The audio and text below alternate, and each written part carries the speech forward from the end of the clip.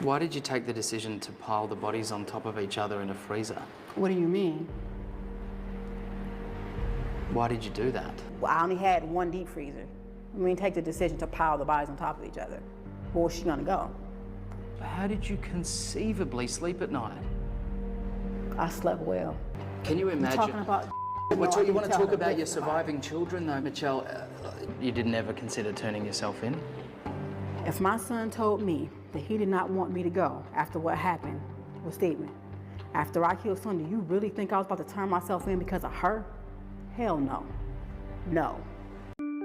Mitchelle Blair, a 35-year-old mother of 4, appeared to be a dedicating and loving mother to the outside world, but a twist of fate revealed that that was not only a lie, but that she was also hiding an unimaginably disturbing secret in plain sight within her apartment. Michelle's lies came crashing down around her when she failed to pay rent for her East Side Detroit apartment. She eventually served a court-ordered eviction notice on March 24, 2015. A crew arrived at her apartment to carry out the eviction, only to find out Michelle was not there. So they began taking things out, including all of the furniture in her living room where the family spent majority of their time together. The moving crew found a large white freezer. When the freezer was opened, to the movers' horror, all of Michelle's darkest secrets were exposed because of the disturbing discovery. They immediately called the police. Michelle was eventually found at a neighbor's apartment where she was hiding with her 2 children. But her other children, 9-year-old Stephen and 13-year-old Stoney, were nowhere to be found. Michelle was questioned and arrested when she shared a horrific story in detail as she was being led away by police. Michelle said to them, "I just want you to know I'm not evil. It's just an evil act." During the interrogation, Michelle admitted to the officer that she was abusive to her 4 children. She also admitted to unaliving Stephen and putting him in the deep freezer. Michelle went to the school and told them that she was going to homeschool her 3 children, and Stephen moved out of town with family members. 9 months later, she unalived Stoney and put her body on top of Stephen. Michelle would continue to physically abuse her 2 remaining children and point to the deep freezer to remind them what could happen to them. Before the trial started, there was a hearing for the 2 remaining children because their father wanted custody. Never, never. You understand what I'm saying? I don't understand the whole crew here now, but y'all was never there for them. How many birthdays did you miss? Mikey, his ex-girlfriend, did more for him than any of y'all. Mom, you have to stop. This is a hearing. Your attorney Y'all will was get a never there chance for to them. speak. You want to put on a show for the news, though? Mr. Devil. Your Honor, he had no knowledge of any of the And abuse. then the door said, you gonna get on the news and say what's Okay, absurd? Mom, you're They not were going to be able to raping my stay in the kids. hearing. Period. You can't be quiet until it's your turn. It's like a damn fool y'all putting on that show. Step out here for me. You got to step up. Raping my kids. You pathetic ass bitch, and he's a drunk. Now tell the truth on that. South admittedly doesn't say that either father physically abused or forced the children. This is a petition where the allegations are failure to protect. I don't want to argue the allegations at this point, but both fathers failed to support, care for their children for 2 years, at least 2 years. And for them to now come before this court and say we should be entitled to unsupervised visits is alarming.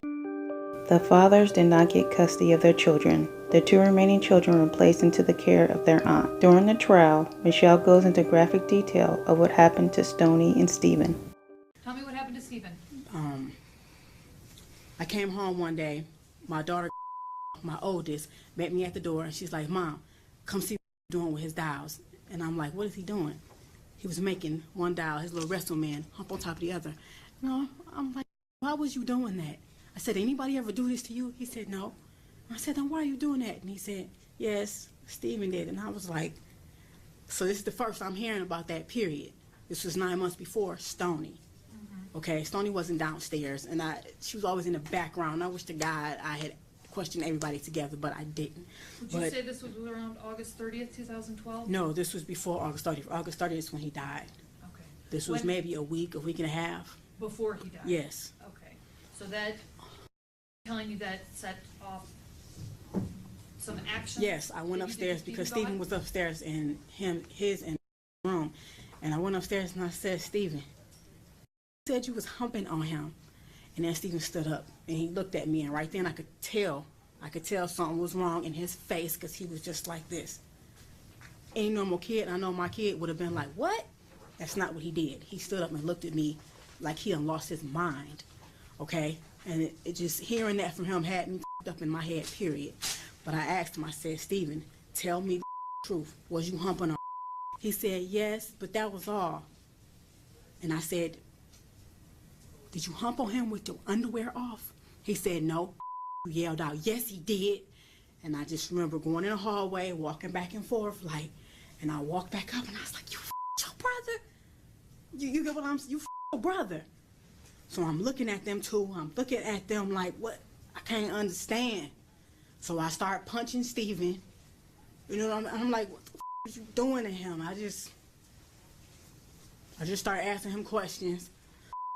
At this point, it's just spilling out.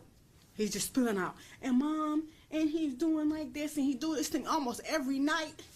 He tell me how he was, the reason I put bags over Stephen's head is because I thought he in the bed.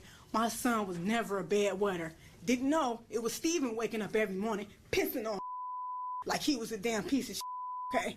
They had bunk beds. Stephen would get out the bed in the middle of the night. You would rape him in his own bed. You would pee on him instead of going to the bathroom. I'm waking up every morning thinking he was a bedwetter. So we just wash him up and go, you a bedwetter. Let's talk about what you did to Stephen. The reason I put bags over Stephen's head because my son told me that the plastic on his bed, because I thought he was a bedwetter, he said, sometimes, Mom, I couldn't breathe. Stephen was laying on me, and he had my face down, and the plastic on the bed, I couldn't breathe, and he was humping on my butt like a basketball. That's when I got a garbage bag and started putting it over Stephen's head, and I started asking him, bitch, you know what I'm saying? You see what this feel like? You can't breathe? You stopping that's my son. You could not breathe on top of getting raped. He was 6 years old at the time. You get what I'm saying? So I put the bags over his head. He lost consciousness. I did that a couple times. He told me that would be face down. He had stuff around his neck.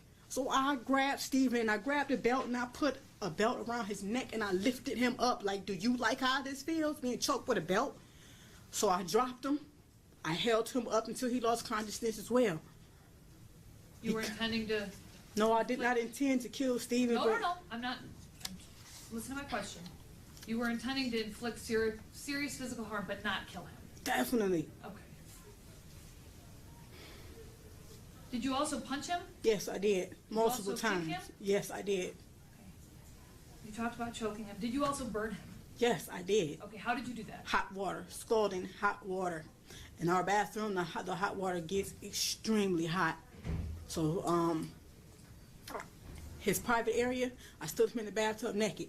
You my son with your, you know? So yes, I threw hot water in his genital area multiple times.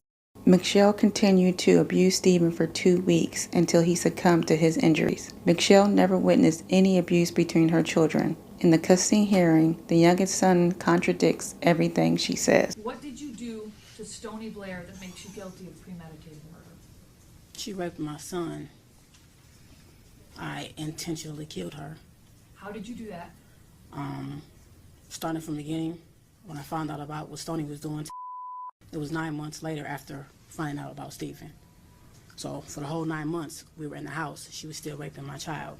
I did not know that. When I first found out, after told me,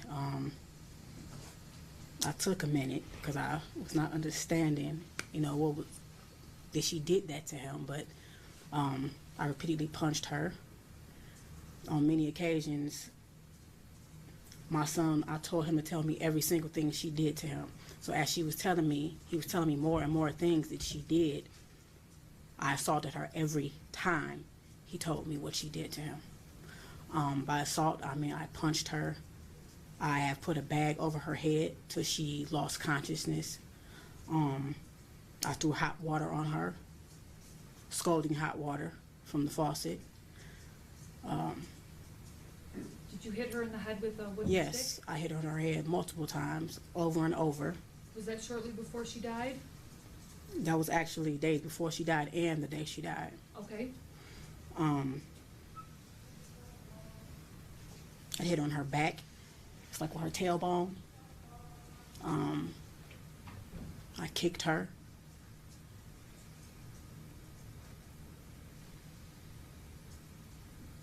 Okay, I just want to clarify. things, and perhaps you don't know, but did this happen on or about May 25th, 2014? To the best of your May recollection? 25th is actually the day she died. Well, the day I killed her. And you said you killed her by putting a grocery bag over her head? Yes, that day would tell me different things because she was doing this to him for years, and I did not know that. You get what I'm saying? And I didn't find out till 9 months later. She had started with Steven. She ruined my son, okay? She started with Steven before he even started. So, yes, I put a bag over her To head. kill her? I definitely meant to kill her. Okay. It wasn't an accident? No, not at all. Okay. If I had a chance to do it again, I would. When you went and got the grocery bag and suffocated her, that was your intent? Yes. She was standing in the bathtub. I was throwing hot water on her. My son was standing to my right outside the bathroom door, and he was telling me everything he was telling me. I looked at her, and I'm like, "You did this?" And she was like, "Yes." So I actually had a stick, and I was hitting her in the head. Every time he told me something, I hit her very hard in her head, and I was throwing hot water on her. And when I actually took her out of the bathroom, I took her back in her room, and I just kept staring at her, and I said, excuse my language, to him, just like, you know, I'm constantly asking her. She kept saying, "I hate him." And I'm like, "You hate him?" You know? And she admitted to me that she hated Steven. She hated everybody. And I'm asking her why. She says, "'Cause everybody always think so cute." And I'm like, "So you brother," because you get what I'm saying. So I meant to. I definitely meant to. And I do not feel any remorse for what I did to Stoney, because she had no remorse for what she did to my son. And it's not only raped him, she gang raped him with Steven. We're all sitting on the floor, and he was telling me, this is how I found out about both of them doing it together. But it was too late. Steven was gone. But told me that Stoney would actually make him sit there while, in his words, her and Stoney did the nasty stuff, and then they did it to him. And So this was your way of inflicting punishment? Definitely. Okay. Mitchelle continued to abuse and starve Stoney for 2 weeks. Stoney was still holding on, so Mitchelle put a bag over her head and unalived her. Mitchelle stated when she was younger, she was sexually abused. She told her mother about it, and her mother said, "What do you want me to do about it? It's done now." Her mother continued to be friends with that person, and that person still came over her house. If Mitchelle received the help she needed, the situation might not have happened. Mitchelle was sentenced to life in prison without the possibility of parole. Yvette and neighbors spoke out saying, "We lost 2 of our beautiful children down here in the Martin Luther King apartments because we don't want to pay attention or be nosy. This is a message I have for other communities. Be nosy, pay attention, they're children."